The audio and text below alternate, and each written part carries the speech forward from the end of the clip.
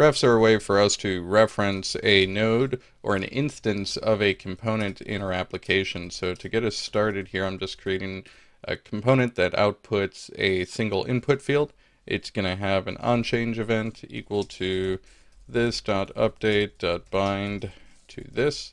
And then right after it, we're going to put out a bit of state. So it's going to be this.state.a. We're going to go ahead and set up a constructor so we can create our initial state. We are going to call super to get our context, and we're going to set this.state equal to an object with a key of a, which is equal to an empty string. We're going to go ahead and create our update method. We're going to follow a familiar pattern here. We're just going to take in an event off of the input field, and we're going to call this.setState, our a, equal to the event target.value. So it's going to be the value from our input field. I'm going to save that, try it out in the browser. Everything is going to work as expected. When we type in the input field, it updates our state. So let's go ahead and say we wanted to have two of these guys. I'm going to drop in a horizontal rule just to break these up. And on this one, we wanted to update a state of B. Now, this isn't going to work with the existing pattern that we have in place, but we're just going to try it so we can see what happens. So we're going to update our B with that value as well. Now, when we type in the first field, the A field, it's updating both our A and our B state. And likewise, if we type in the B field, it's going to update our A and our B state. And that's because we haven't differentiated between these two inputs. So we can use a ref for that. So on this guy, I'm going to say ref equals A. And on this second field, I'm going to say ref equals B. And that gives us a reference to each of these. So I'm going to go ahead and kill off the event in our update method. And I'm going to set our A to this.refs.a.value.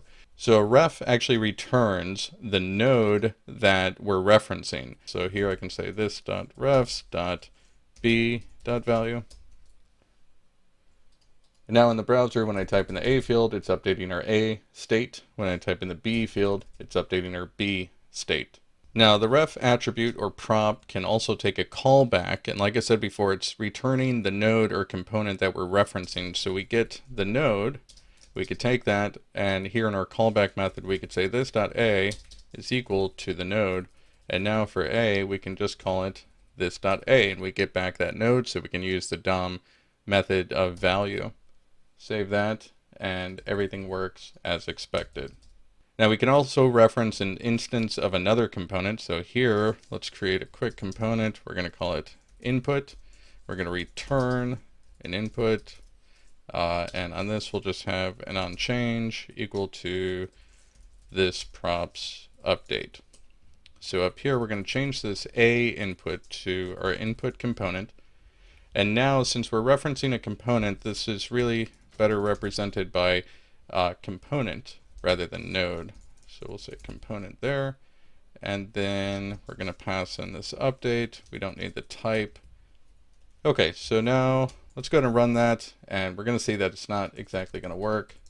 The B component is still working just fine, but here A is no longer a node, it's now a component. So one way we can get at that is by bringing in React DOM and then wrapping this.a in React DOM.find DOM node, this.a, which is our component, and then get the value off of that. So now if we type in here, we get that value. Now the reason we're getting away with that is that we are returning a single node here. So when we get that component back and we do find DOM node on it, there's just one DOM node there. But if we wrap this guy in a div, that find DOM node call is referencing the div now, which has no value. So one thing we could do is put a ref on this guy. We'll call it input.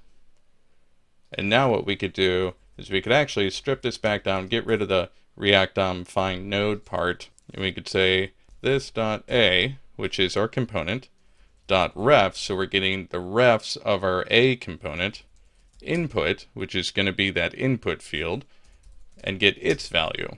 So we save that, we type in our A field, we get our A, we type in our B field, we get our B.